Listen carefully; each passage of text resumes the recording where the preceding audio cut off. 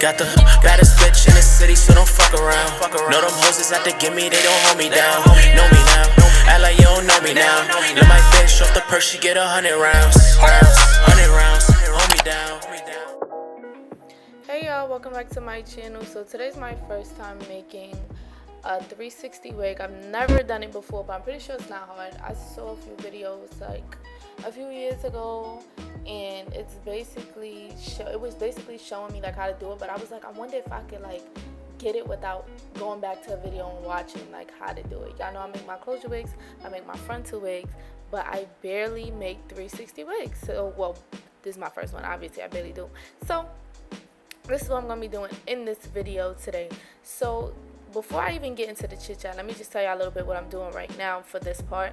Basically, I pre-plucked it off camera because this is a lot to pluck, number one.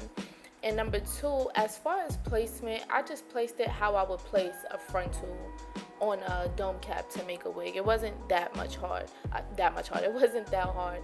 So basically, I allowed about an inch of space between where the 360 frontal ends and where the cap ends.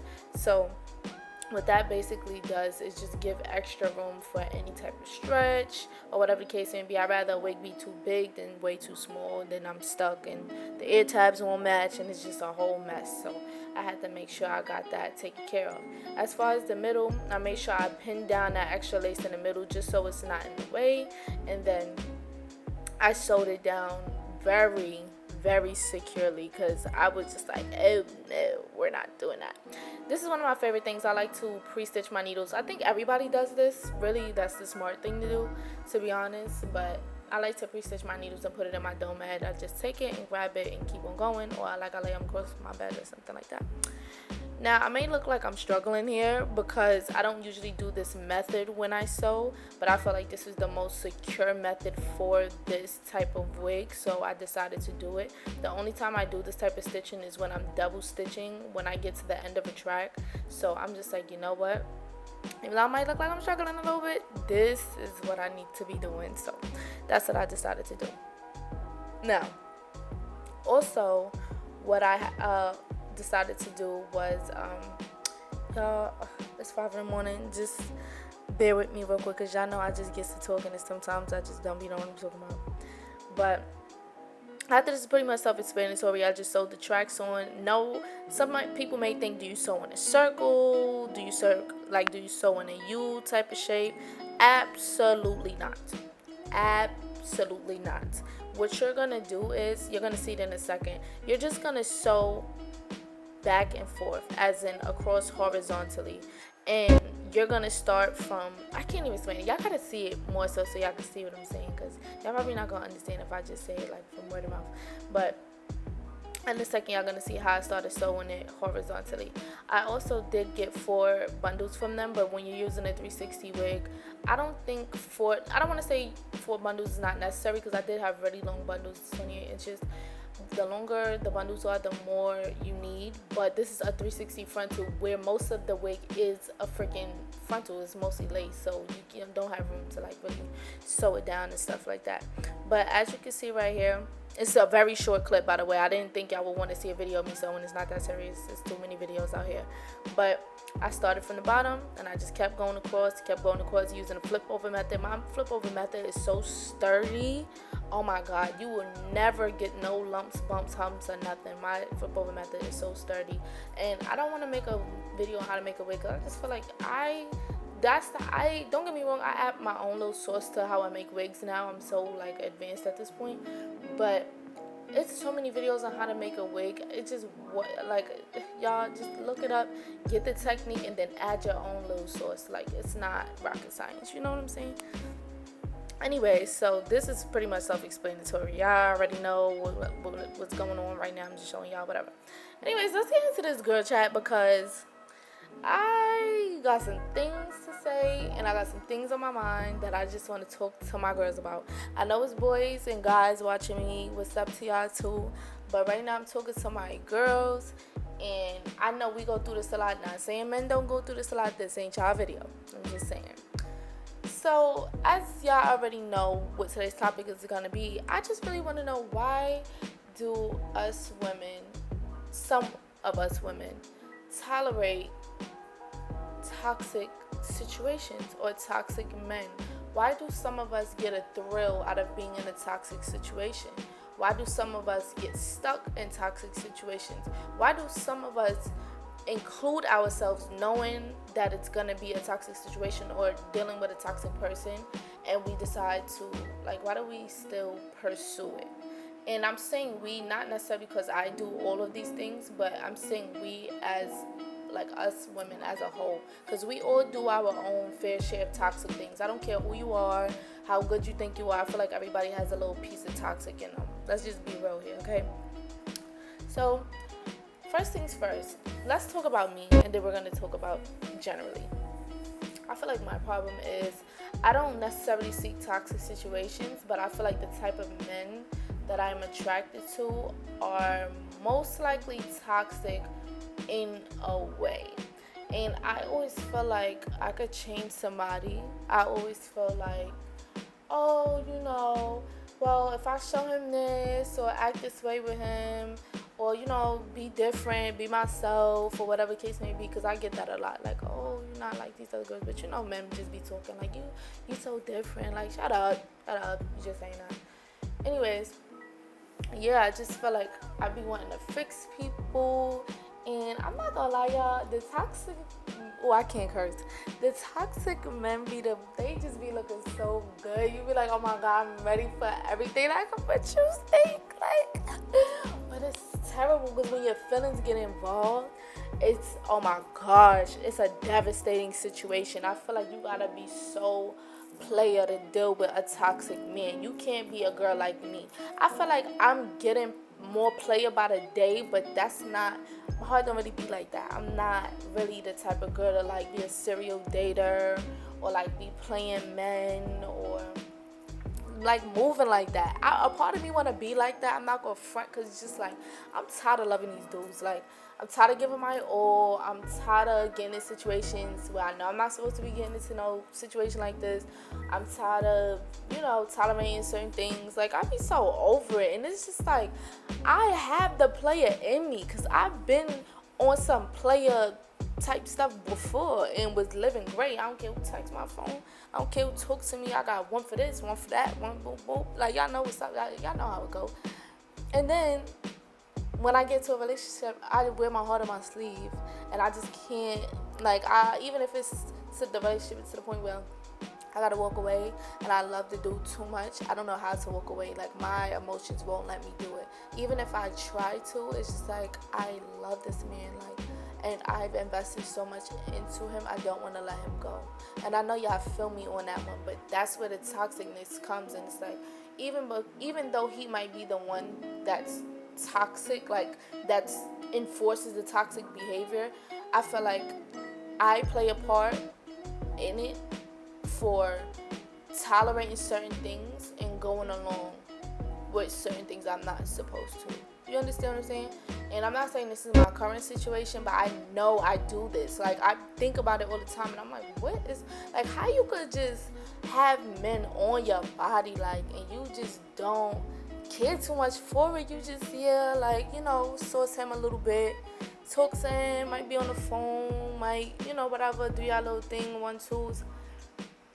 But then when I get with somebody and I'm actually with somebody, like, it's me and them, I just can't treat them grimy, or I just can't. I want to do everything with them, or I want to just be on some wifey type stuff. I'm mad young. Like, I just have a wifey mentality, so it'd be a little hard for me. But I don't know. Like, I don't get that. I don't understand it. I just feel like I be having to be out of a relationship for a while to get my player on. Like, I can't be like fresh out trying to get my player on, because that's when you're most vulnerable and you mess around and get into another vulnerable situation that damn well you're not supposed to be in. You feel me? So now, speaking for the general population, because I see a whole lot of girls doing this type of stuff on Facebook, and not even on just Facebook, social media period, they just love the toxicness. Like, they literally, it seems like they enforce the toxicness, or like ask for it, or act a certain way to attract that type of man, or just be proud about it. Like, yeah, I did this to that, boy or whatever. I don't care. Like, this time moving or arguing all the time publicly, or like so much, just so much stuff. And I'm just like, all right, I know I'm a little toxic and all that, but I don't think I'm that toxic. Like, y'all be bugging. Like, I'm not. I'm not. I don't know, y'all. I just don't understand why we move like that. And it's just like, once again, like I said, just because you may not be the one enforcing the toxic, you are toxic for entertaining it after the fact. And by that I mean, I'm gonna use myself as an example. When I argue, say I got a boyfriend, I argue with him, or whatever, we get into a real bad fight, and I really want to get over him at this point, I'll block him on everything. I'll block your whole number, social medias, your email, everything. Like, I just, anything that is attached to you is getting blocked or deleted. And all it takes is for them to write me from like email me, or pop up on me, or text me from another weird ass number, or like some shit, like some stuff like that. And I'm just like, oh my God, he loves me. And I was just like, girl, that is so delusional. Like, I be saying to myself, like, you was just talking so much like, I'm moving on, I'm strong, I'm not dealing with this, I don't deserve this. For me, I'm gonna just do my thing. I don't got time for this. Like, he better not say nothing to me. Like, it's really over this time. Like, whatever. And then as soon as he write me and like talk to me a little bit, cause don't get me wrong, I don't jump as soon as I see the words, but as soon as I see, like, my heart drop a little bit, and I'm like, oh my God, he cares. Oh my God, he loves me. He's reaching out to me. But they just don't want you. Men, one thing about these men that I learned is the men, they wanna, if you're a good woman, they wanna always have some way to contact you or see what you're doing. They wanna have a way to keep up with you in a sense. If you that messed up of a woman, a man not gonna really care about what you're doing. He see you when he see you. But if he know deep down you're a good woman, and you post some stuff like blocking him and stuff, he's gonna find a way to watch you. Trust me. Whether it's through their front page, a fake page, a freaking, I don't know. And men don't surprise me nowadays. Anything.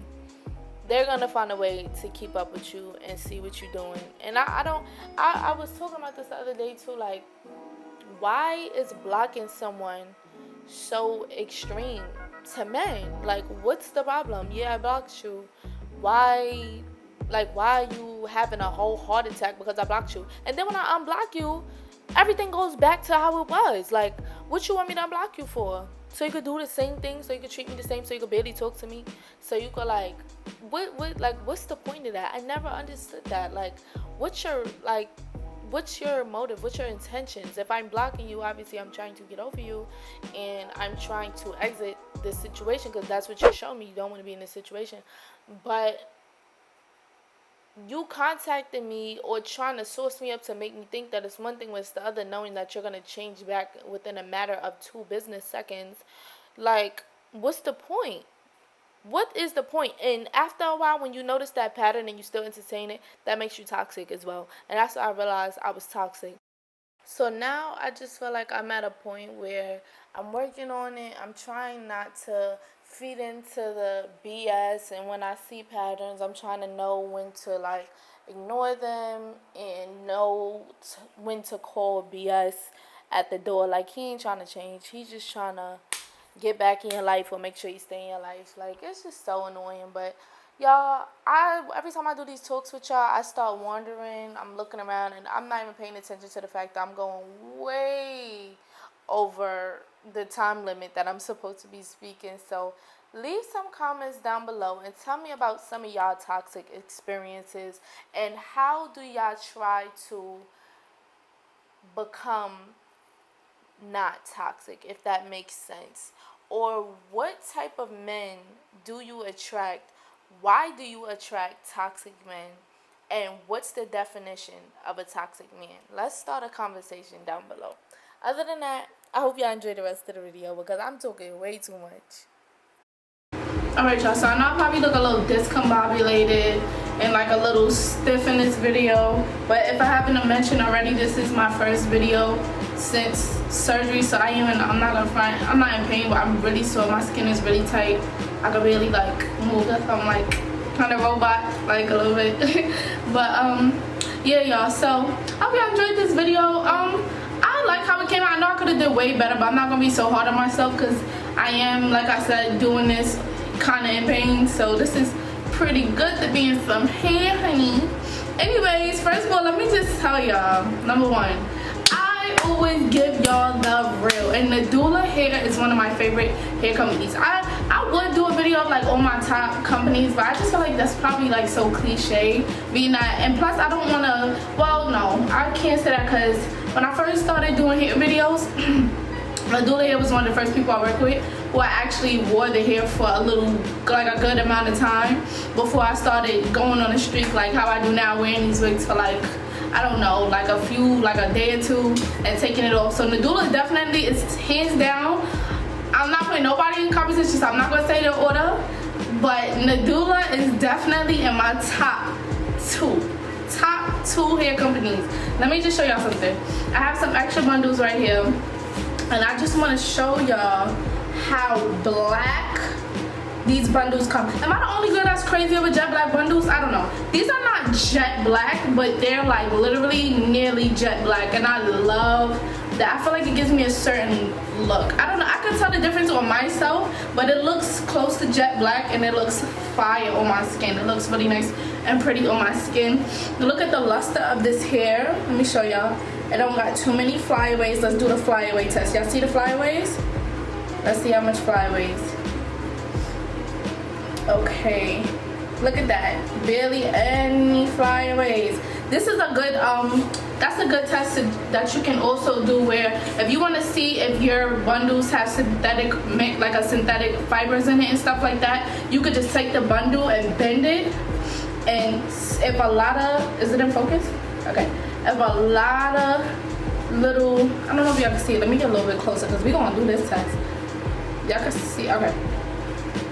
If a lot of hair sticks out while you're doing this, I don't know if y'all can see the little hairs pop up, that means that it has a lot of synthetic hair in it, which means that your hair is going to be puffy, it's not going to straighten that well, it's not going to anything. That just means, I guess, let me tell y'all something too. The grade system doesn't really exist to me, 9A, 10A, all that stuff, but if I had to relate it to this type of topic, a lot of hair, AliExpress hair companies, they have like lower grade hair to the point where it only is gonna last you about 2 months. Where when I was wearing the Nadula Hair, I was wearing it for, how long was I wearing the Nadula Hair? For a little minute. I want to say a month, and I feel like a month is enough for you to like know if hair is good or bad. So that's pretty good, and that hair straightens so well, as y'all already saw. Oh my god, this hair straightens so good and it's so silky, especially when you like cut it into layers. I'm gonna put the look right here.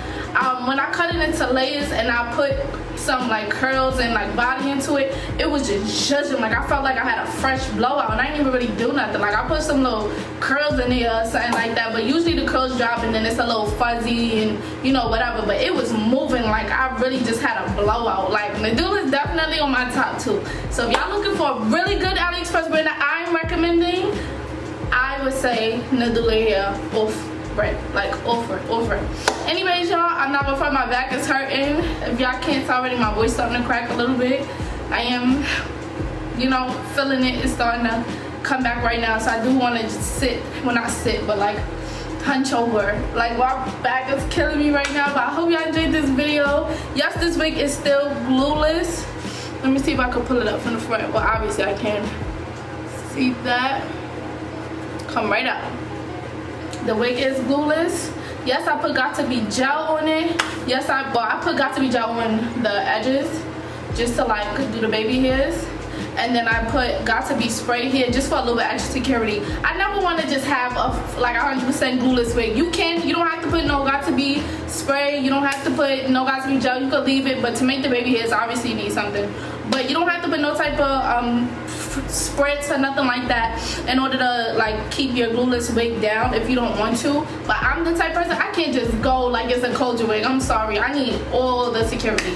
Even if it's not glue, I need some type of security, and the band plays a very big part. So if you haven't already, make sure you check out my video where I'm teaching you guys how to install your elastic band, because that plays a very big part and having a very secure glueless wig. So make sure y'all check that out.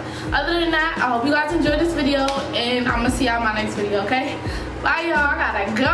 Bitch in the city, so don't fuck around. Know them hoes is out to get me, they don't hold me down. Know me now, act like you don't know me now.